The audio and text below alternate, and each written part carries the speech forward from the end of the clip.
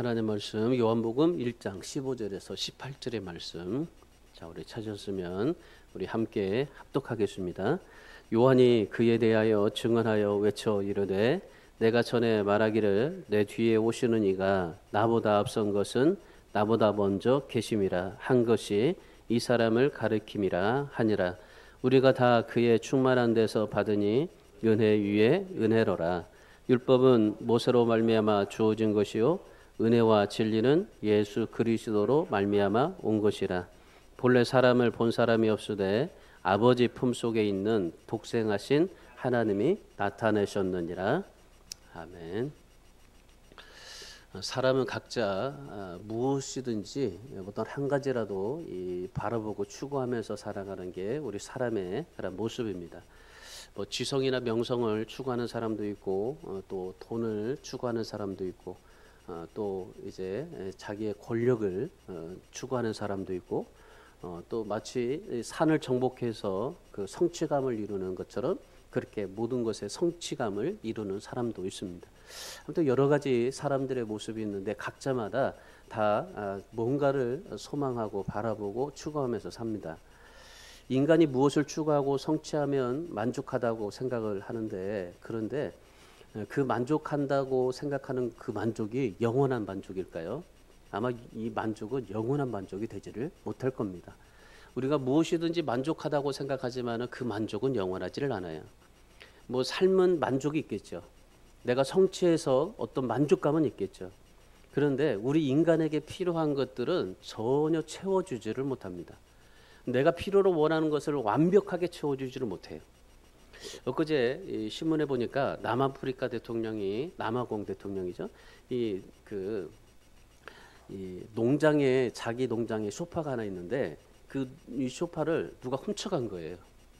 훔쳐갔는데 그 사람이 거기에 소파를 이렇게 보니까 거기에 현금이 7억 원이 들어 있었던 겁니다. 그래가지고 그로 인해서 이 사람이 이제 다른 사람한테 또 신고하고 해가지고 이 남아공 대통령이 탄핵될 처지에 놓여 있게 된 겁니다. 뭐 자기 농장에 있는 소파니까 뭐 모를 거라고 생각해서 거기다가 넣어놨는데, 그런데 그게 뭐 도둑 맞아서 그렇게 발각될 줄 누가 알았겠습니까? 공부를 해서 정말 이 박사를 10개를 받아도 여러분 사실 10개 받아도요 이 만족하지 못하고 계속적으로 갈급하는 게 인생입니다. 권력을 누려보십시오. 권력을 누려보지만은 다 이 권력을 누렸다고 해서 다 될까요? 그러지 않습니다.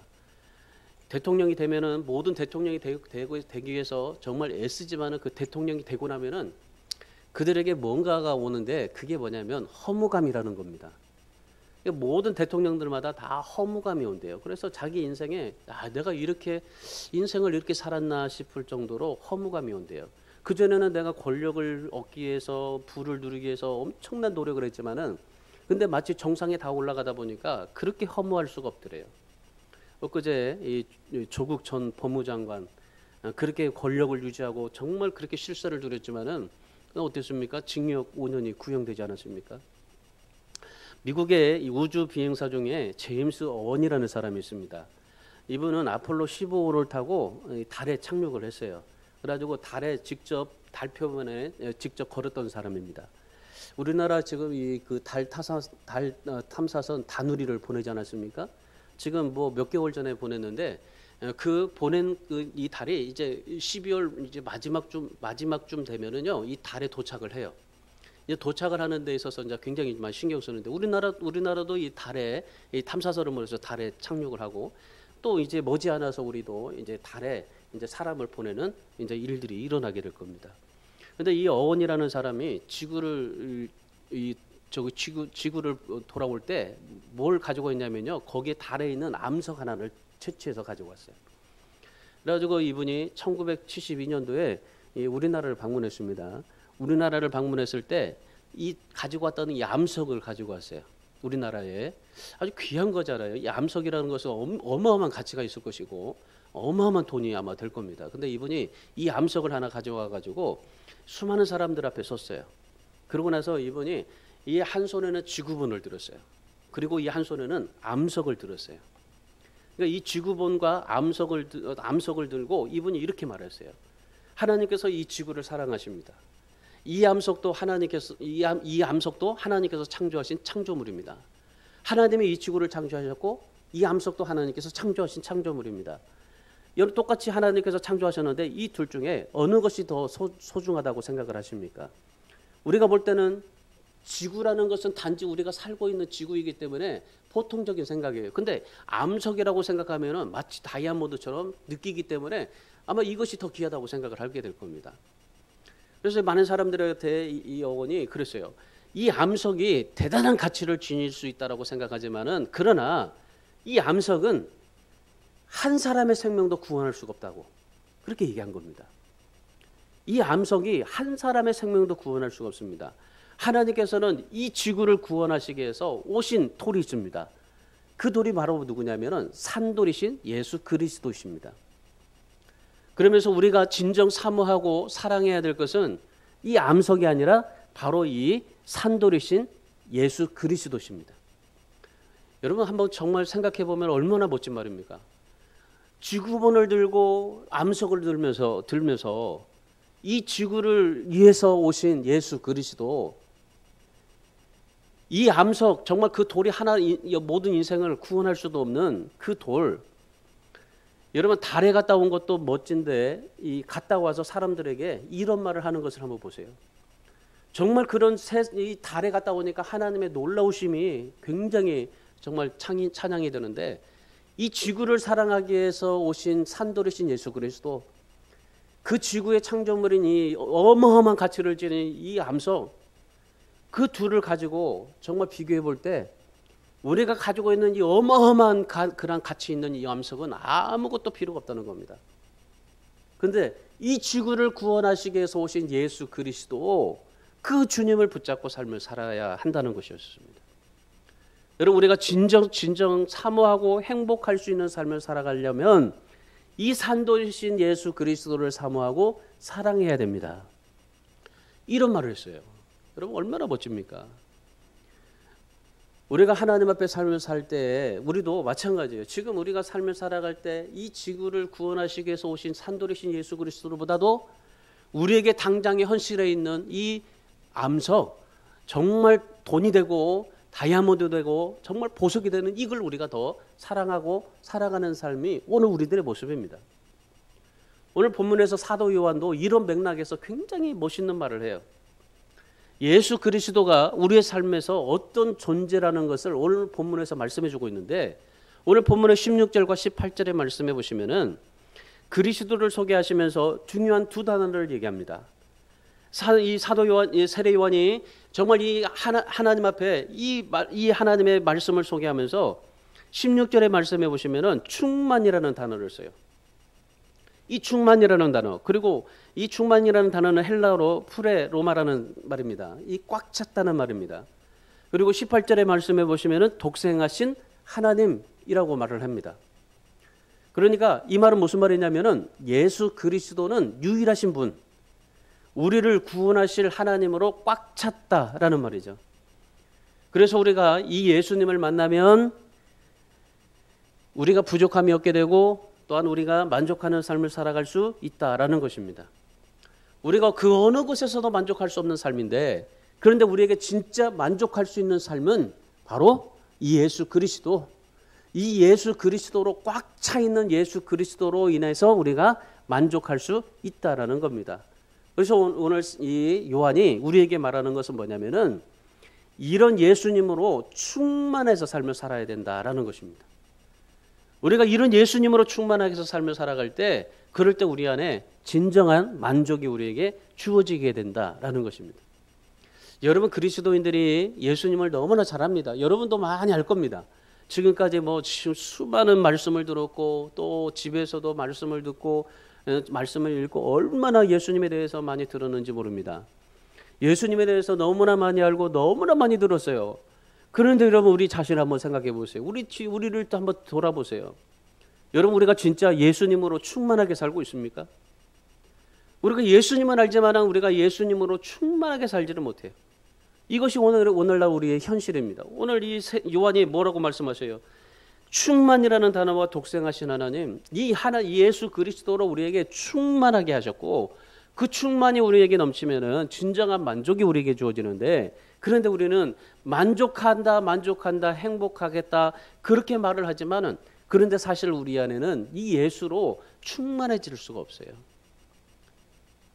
충만해지고 싶지 않은 겁니다. 뭐 그렇게 살아가는 사람들은 없겠지만은, 그런데 우리 현실이 그렇게 만들지를 못해요. 왜 그럽니까? 사단이 자꾸 우리를 그렇게 만들어 가기 때문에 그래요. 내가 뭔가에 하나님의 말씀으로, 그리고 내가 기도하고 예배하고 뭔가에 하나님 앞에 정말 충만해져서 삶을 살아가려고 한다 하면은 우리에게 뭐가 와요? 항상 마귀는 그러지 못하게 만들어 가요. 그러니까 우리가 충만하게 삶을 살아가지 못한다는 겁니다. 그래서 오늘 이 요한이 우리에게 말하는 것은 뭐냐면은, 바로 이 산돌이신 예수 그리스도로 인해서 우리가 충만한 삶을 살아야 된다. 그렇다면 우리가 충만한 삶을 살아가려면은 내가 무엇을 소망해야 우리가 만족할 수 있는 삶을 살아갈 수 있느냐?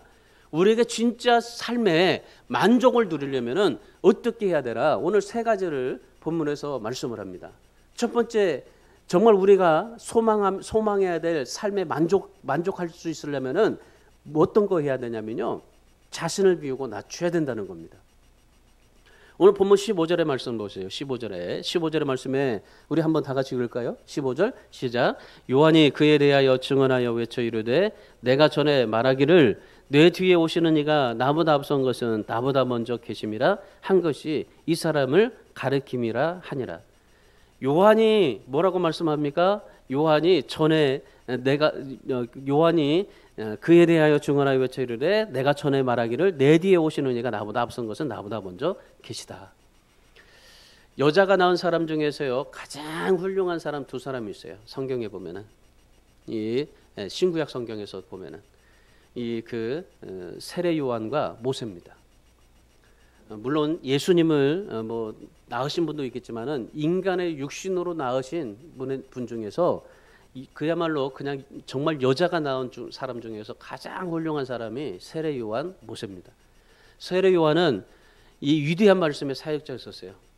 그리고 모세는 이 민족의 지도자였고 또 율법을 선포한 자였었습니다.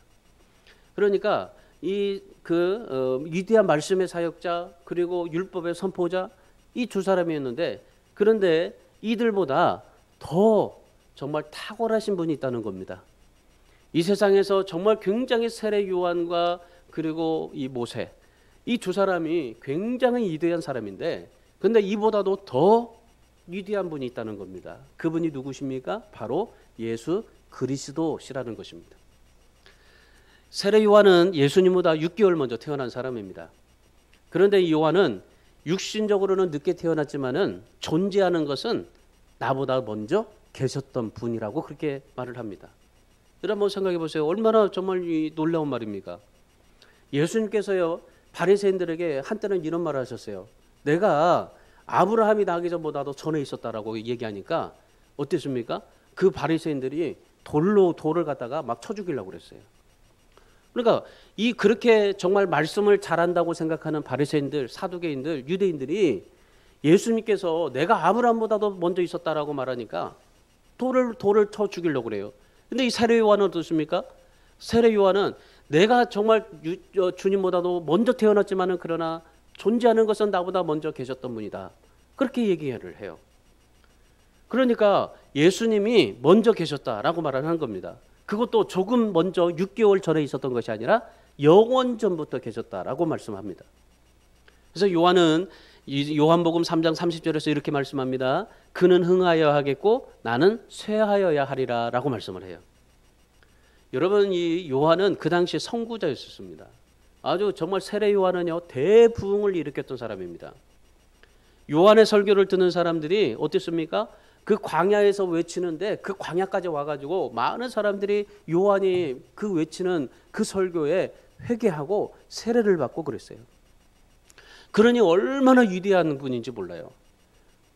얼마나 많은 사람들에게 정말 하나님의 말씀을 통해서 위대한 부흥을, 아주 놀라운 그런 대부흥의 역사를 일으켰던 사람이 바로 요한입니다. 그것도 이 신약에 오기 전에 구약의 마지막 선지자 요한이었잖아요. 얼마나 정말 놀라운 부흥을 일으켰는지 몰라요. 그런데 그렇게 정말 세례 요한이 그런 하나님의 위대한 삶을 살고 위대한 하나님의 말씀의 선구자였는데도 불구하고 세례 요한이 뭐라고 말합니까? 모든 것은 주님을 준비하는 일에 불과했다라고 말씀을 해요. 나는 아무것도 줄 수 없다고 그래요. 많은 사람들이 와서 말씀을 듣고 회개하고 눈물을 흘리고 정말 그렇게 세례를 받는데도 불구하고, 그런데 그 많은 사람들에게 뭐라고 말합니까? 내가 이렇게 세례를 주고 말씀을 전하지만은 그러나 내가 당신들한테 줄 수 있는 게 없다. 단지 나는 그리스도에 대한 길을 준비할 뿐이다 라고 말씀하신 겁니다. 그러니까 이 세례 요한이 그렇게 정말 위대한 삶을 살았음에도 불구하고 그 당시에 헤롯이 다른 사람은 인정하지 않아요. 어떤 선지자도 인정하지 않아요. 그런데 세례 요한만은 인정을 해요. 그래서 세례 요한은 자기 궁에 모셔놓고 말씀을 들을 정도로 그렇게 이 헤롯이 세례 요한을 존경했던 사람입니다. 이 세례 요한이 그렇게 삶을 살 수 있었던 이유가 뭔지 아십니까? 자신을 비우고 낮추고 겸손하게 살았기 때문이에요. 늘 이 세례 요한은요, 내가 정말 하나님 앞에서 위대한 일이 사역을 감당하지만은 그러나 나는 항상 내 뒤에 오시는 그분의 정말 준비하는 일에 불과할 뿐이고 나는 아무것도 줄 수 없지만 그분은 놀라운 것들을 주실 수 있는 분이다. 그러면서 항상 이 요한은요, 자기를 비우고 낮추고 겸손하게 살아요. 그렇게 살다 보니까 이 세례 요한이 어떻게 됩니까? 광야에서도 그리스도로 충만하게 돼요. 이 세례 요한의 모습을 보면요, 그 광야에서 외치는 자의 소리가 있었다라고 하잖아요. 그러니까 광야에서도 외쳤는데, 그런데 이 요한이 그렇게 그리스도로 충만하게 되었고 능력 있는 삶을 살아갈 수 있게 되었다라는 것입니다. 여러분 사도 요한도 보세요. 이 사도 바울도 한번 보세요. 이 바울을 보면은 빌립보서 4장 11절에서 13절의 말씀해 보시면은 이런 고백을 합니다. 나는 비천에 처할 줄도 알고 풍부에 처할 줄도 알아. 모든 일 곧 배부름과 배고픔과 풍부와 궁핍에도 처할 줄을 아는 일체의 비결을 배웠다라고 그렇게 고백을 합니다. 내가 삶을 살아가면서 그 예수 그리스도 때문에 그 어떤 것에서도 모든 것에서 감사할 수 있는 삶을 살아갈 수 있었다. 그렇게 고백을 하는데 이 바울의 삶도 보면요, 온전히 자기를 비워요. 낮춰요. 그러다 보니까 겸손하게 삶을 삽니다.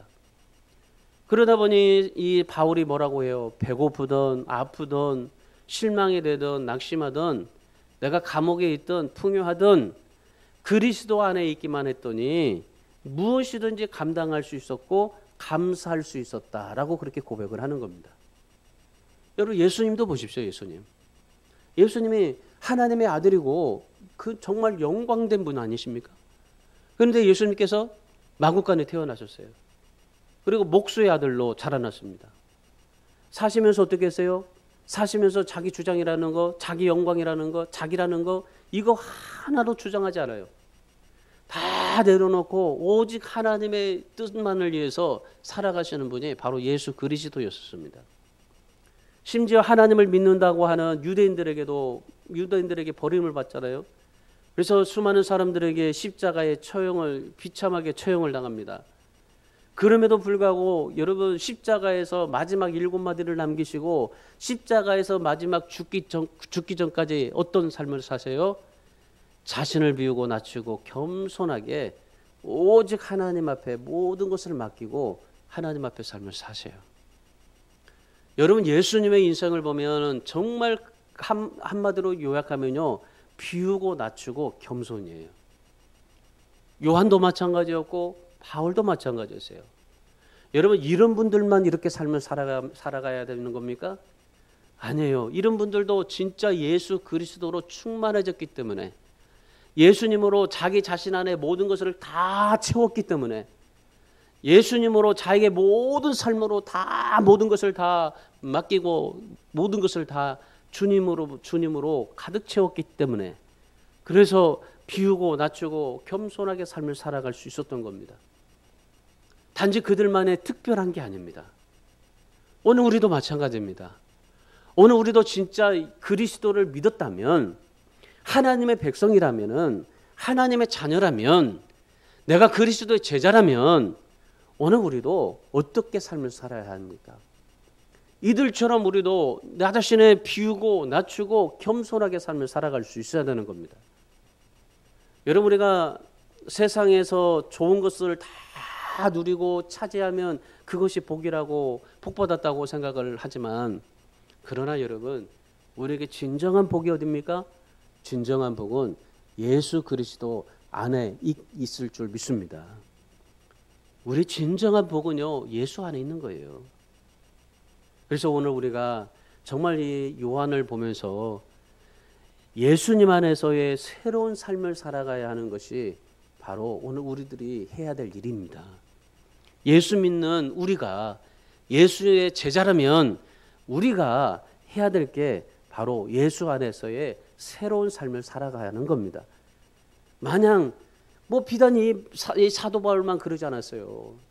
오늘 우리도 마찬가지예요. 사도 바울과 우리가 성정이 같은 사람인데 뭐가 다릅니까? 그도 또한 얼마나 예수를 핍박하고 죽이고 사람들을 죽이고 다니고 얼마나 많이 정말 하나님 앞에 정말 죄라는 아주 큰 대역죄를 지고 삶을 살지 않았습니까? 그럼에도 그가 예수를 만나고 나서부터 어떻게 됐어요? 예수님을 만나고 나서부터 온전히 자기도 예수님처럼 비우고 낮추고 겸손하게 늘 그렇게 삶을 추구하면서 삶을 살아요. 그리고 자기 거를 비우고 자기 거를 낮추고 자기 거 겸손하고, 그래서 내 안에 예수 그리스도의 것으로 가득 채워가는 삶을 살았던 게 바울인 것처럼 오늘 우리도 마찬가지입니다. 오늘 우리도 나 자신만을 위해서 육체 욕심을 따라서 살아간다면은 세상 사람들과 별다를 게 뭐가 있겠습니까? 별다를 게 없어요. 그러나 내가 나를 비우고 더 비워서 내 속에 하나님의 영광과 예수 그리스도로 가득 채우면서 삶을 살아가게 될 때, 그때 정말 우리가 하나님 앞에서 오늘 우리도 이 요한처럼 그런 고백을 하면서 살아가는 인생이 될 줄 믿습니다. 여러분, 나를 비울 때 그리스도를 높여진다는 사실을 기억하십시오. 나 자신을 높이고 나를 주장하고 내 영광을 나타내면요, 결단코 그리스도가 내 안에 들어올 자리가 없게 되는 것입니다.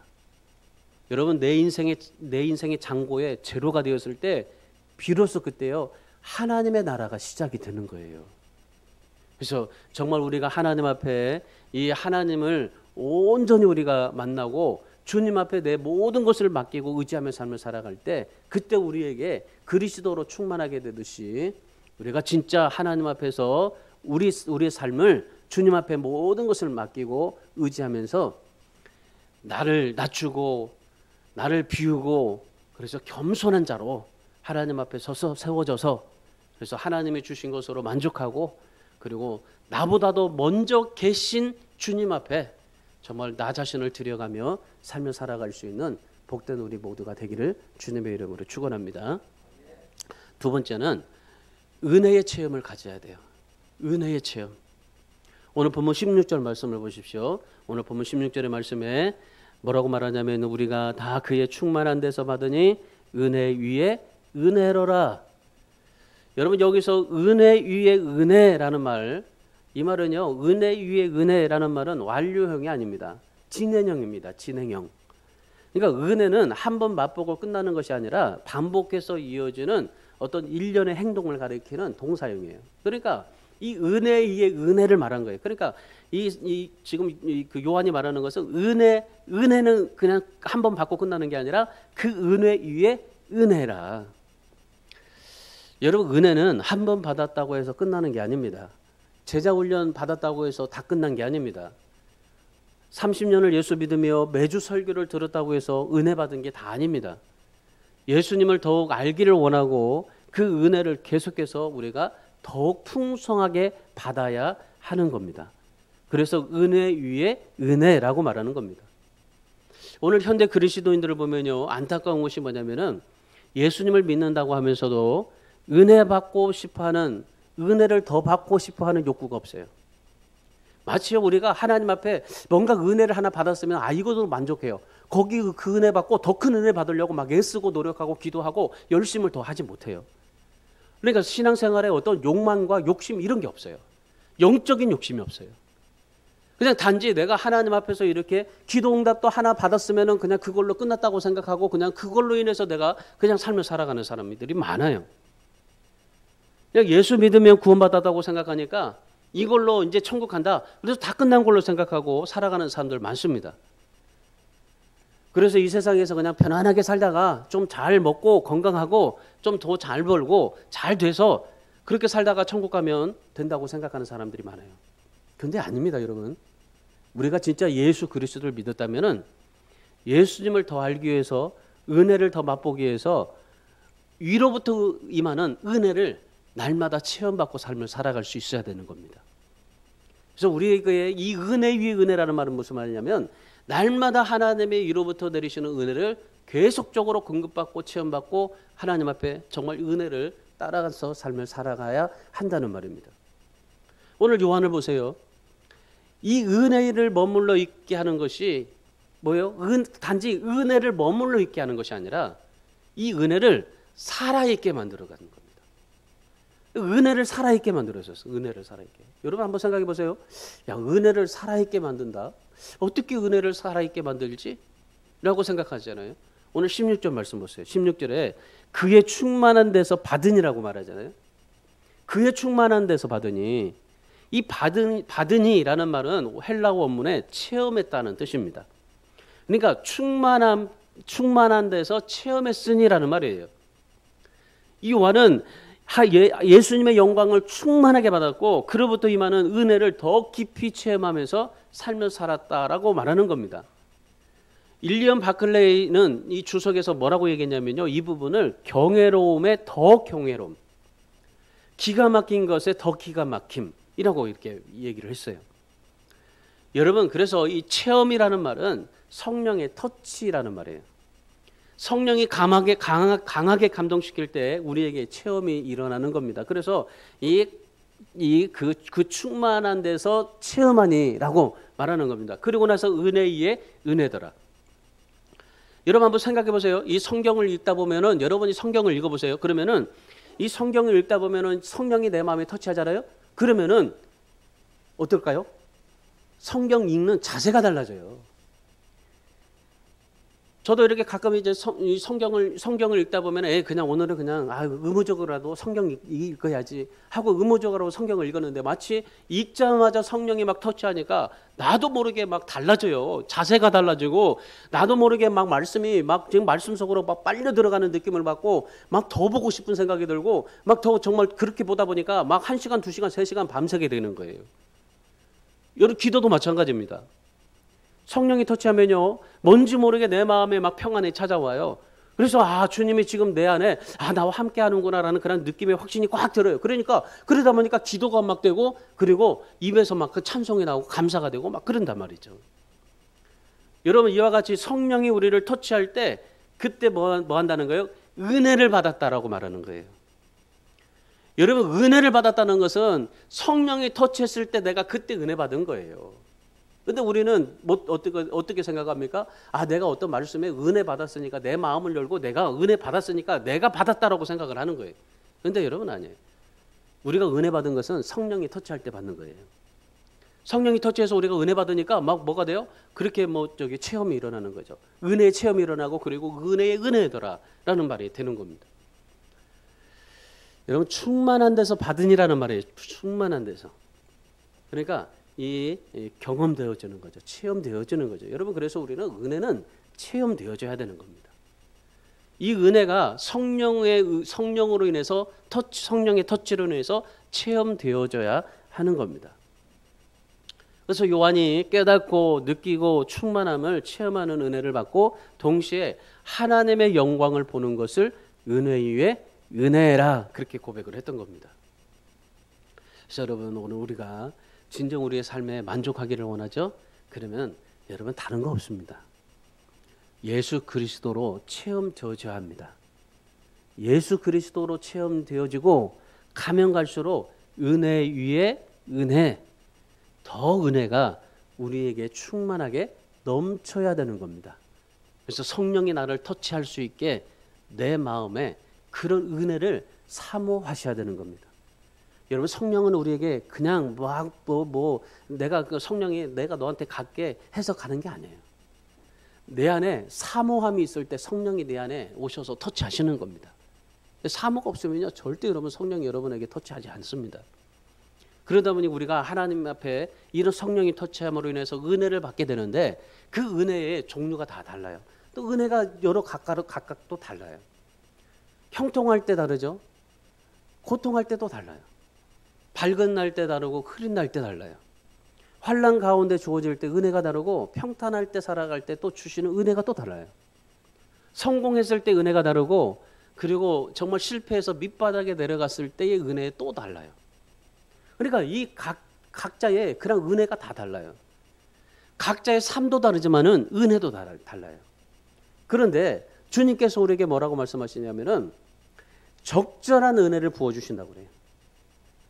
그러니까 내가 그때마다의 적절한 은혜를 주님이 부어주시는데 어떤 사람에게? 사모하는 사람에게. 그래서 사모하는 사람에게 성령이 터치해서 우리에게 은혜가 체험되어지는 겁니다. 그래서 우리에게 은혜는 받는 게 아니라 체험되어지는 겁니다. 정확하게 말하면 사도 바울이 히브리서 4장 16절에서 이렇게 말해요. 때를 따라 돕는 은혜를 얻게 하여 은혜의 보좌 앞에 담대히 나가라. 자, 무슨 말이에요? 하나님 주님은 우리에게 때를 따라 돕는 은혜를 우리에게 주시는데 그 때를 따라 돕는 은혜를 얻게 해서 뭐 하라는 거예요? 은혜의 보좌 앞에 담대히 나가라. 이 말은 뭐예요? 우리가 예수 그리스도를 사모하고 그리고 성령을 사모하고 우리 주님 앞에 나가라라는 겁니다. 여러분, 그래서 오늘 이 말씀 속에서 우리가 은혜 위에 은혜를 주목하시기 바랍니다. 때를 따라 돕는 은혜로 충만하게 삶을 살아갈 수 있으려면은 어떻게 해야 돼요? 이 은혜를 체험할 수 있어야 돼요. 체험하려면 어떻게 해야 된다는 거였습니까? 성령이 터치할 수 있어야 되는 거예요. 그래서 여러분이 어떤 상황을 만나도 어떤 문제가 생기더라도 때를 따라 돕는 은혜를 주시는 그 주님 앞에 감사하시고 성령의 터치하심으로 여러분이 은혜를 날마다 체험받으며 살아갈 수 있는 복된 우리 성도들 다 되시기를 주님의 이름으로 축원합니다. 마지막 세 번째는 은혜와 진리를 따라야 합니다. 따라야 돼요. 자, 본문 17절 말씀 보세요. 17절 우리 함께 있습니다. 본문 17절 율법은 모세로 말미암아 주어진 것이요 은혜와 진리는 예수 그리스도로 말미암아 온 것이라. 자, 여기서 이 말미암아라는 것은요, 이 따라라 하는 말이에요. 여러분, 율법은 모세로부터 주어졌습니다. 그런데 은혜와 진리는 예수 그리스도로부터 온 것입니다. 여러분, 율법이 뭡니까? 율법은 분석하고 잘못을 찾아내고 지적하고 정죄하는 겁니다. 사람을 살리는 것이 아니라 낙심시키고 제한시키는 것이 바로 율법입니다. 근데 반면에 은혜와 진리는 뭡니까? 용서와 용납과 사랑입니다. 누구나 다 실수하고 잘못이 있지만은 허물을 찾는 것이 아니라 그 사람을 세워주고 축복하는 것이 은혜와 진리입니다. 그러니까 이 율법이라는 것은 단지 우리의 잘못에 우리의 죄를 지적하고 그 죄를 통해서 주님 앞으로 나아가는 그러한 이 몽학선생에 불과한데, 그런데 지금 어때요? 은혜와 진리는 예수 그리스도로부터 온 은혜와 진리는 사람을 세우고 축복해 주는 거예요. 그러니까 다르잖아요. 여러분, 하나님의 율법을 주신 이유가 뭡니까? 죄를 깨닫게 하기 위해서였어요. 이 율법으로 우리를 구원에 이르게 할 수는 없어요. 다만 율법을 지켜서 죄인임을 깨닫게 함으로 우리가 하나님으로 인도함을 받는 그런 길이 되는 겁니다. 그런데 예수 그리스도는 우리에게 뭐 하셨어요? 은혜와 진리를 함께 선물로 주셨어요. 왜 은혜만 주시면 되는데 왜 거기에 진리까지 주셨을까요? 은혜 받은 사람이 진리가 없으면요, 풍성한 삶을 살지 못해요. 그러니까 우리가 이 두 가지를 잘 알으셔야 돼요. 은혜만 받아서는 안 돼요. 은혜만 받아서는 안 되고 진리와 함께 이게 있어야 돼요. 그래서 예수 그리스도가 우리에게 오신 이유가 바로 그겁니다. 우리에게 은혜만 있는 게 아니라 진리도 함께 오신 거예요. 예수님은 우리에게 오셔서 우리에게 은혜로 구원을 줄 뿐만 아니라 진리로 풍성한 삶을 살아갈 수 있도록 우리에게 그렇게 만들어 주려고 주님이 오셨던 겁니다. 그러니까 우리가 하나님 앞에 구원받고 풍성함을 누릴 수 있어야 돼요. 이것이 예수님이 우리에게 오신 이유이기 때문이에요. 요한복음 10장 10절에 말씀해 보시면 주님께서 내가 온 것은 양으로 생명을 얻게 하고 더 풍성히 얻게 하려고 하시는 것이다 라고 말씀을 해요. 사도 바울도 에베소서 말씀을 통해서 이런 약속을 지속적으로 확신시켜 주는데, 자, 에베소서 1장 7절에 말씀해 보시면은 우리는 그 안에서 그의 풍성함을 따라 죄사함을 받았다고 말씀합니다. 그리고 2장 7절에서는 은혜의 풍성함을 오는 여러 세대에 나타내려고 했다고 그래요. 그리고 3장 16절에서는 그의 영광의 풍성함을 따라 너희 속사람을 능력으로 강건하게 하셨다. 그러니까 예수 그리스도가 이 세상에 오신 이유는 바로 풍성함 때문에, 그러니까 우리를 풍성하게 하시기 위해서, 우리가 은혜로 구원받고 이 진리를 통해서 우리 안에 풍성함이 우리에게 넘치게 하기 위해서, 그래서 그 풍성함이 결국 우리의 속사람의 능력을 강건하게 하신다.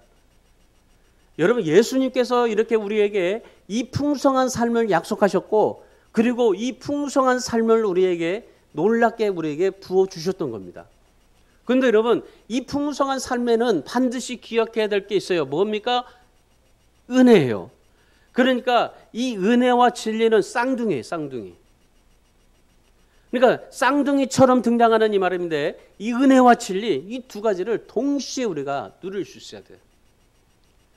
하나님의 은혜와 이 진리. 그러니까 주님은 은혜를 먼저 주시고 그 다음에 그 은혜의 감동과 능력으로 진리를 따라서 살아갈 수 있게 하셨다. 그로 인해서 우리에게 오는 결과는 풍성함이다. 요한복음 14장 6절에서 주님께서 뭐라고 말씀하십니까? 내가 곧 길이요 진리요 생명이니라고 말씀하셨어요. 그리고 요한복음 14장 17절에서는 또한 그의 영이신 성령은이라고 그랬어요. 그러니까 진리의 영이신 성령님은 우리가 진리를 붙잡고 살아갈 수 있도록 인도해 주신다. 그러니까 결국 우리에게 풍성함을 우리에게 주시는 분은 누구십니까? 성령님이시라는 겁니다. 예수 그리스도로 우리가 은혜로 구원을 받고 성령을 통해서 진리를 붙잡고 삶을 살다 보니 우리가 풍성함을 누리게 되는 것이다. 그래서 우리가 주님의 제자라고 생각이 되어지고 우리가 주님을 따르는 제자라고 믿어진다면은 오늘 이 두 가지를 꽉 붙잡으셔야 돼요. 은혜와 진리. 그래서 우리가 이 두 가지를 정말 내 안에 충만하게 하고, 그리고 이 은혜와 진리신 주님을 붙잡고 삶을 살아갈 수 있어야 되는 것입니다.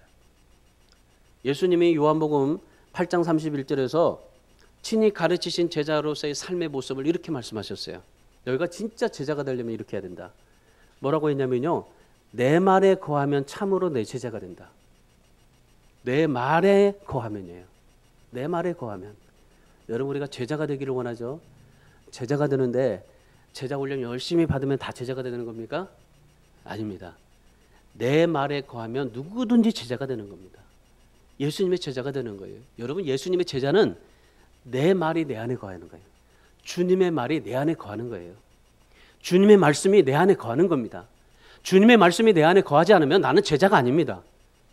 주님의 말씀이 내 안에 거해야만이 나는 진정한 주님의 제자라는 말씀입니다. 그렇게 말씀하시고 난 뒤에 예수님께서 그렇게 삶을 살아가는 사람에게 삶의 놀라운 특권을 주셨어요. 32절에서 진리를 알지니 진리가 너희를 자유롭게 하리라.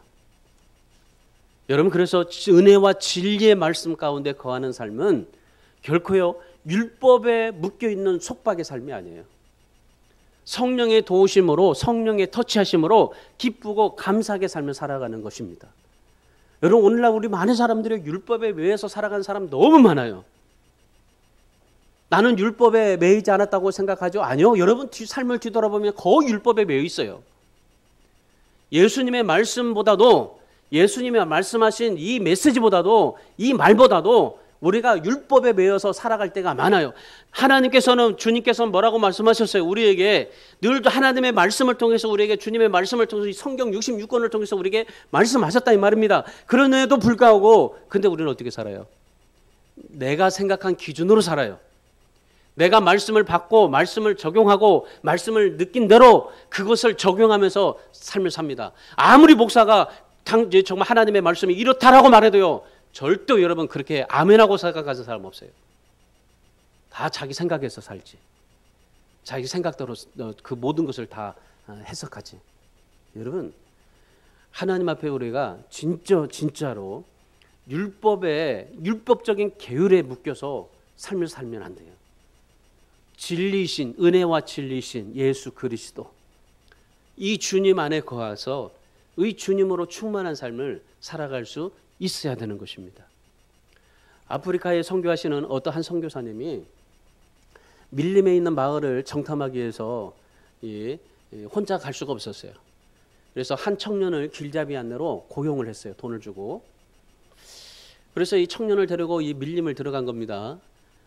아무리 밀림을 헤치고 가면 갈수록 보이지가 않아요.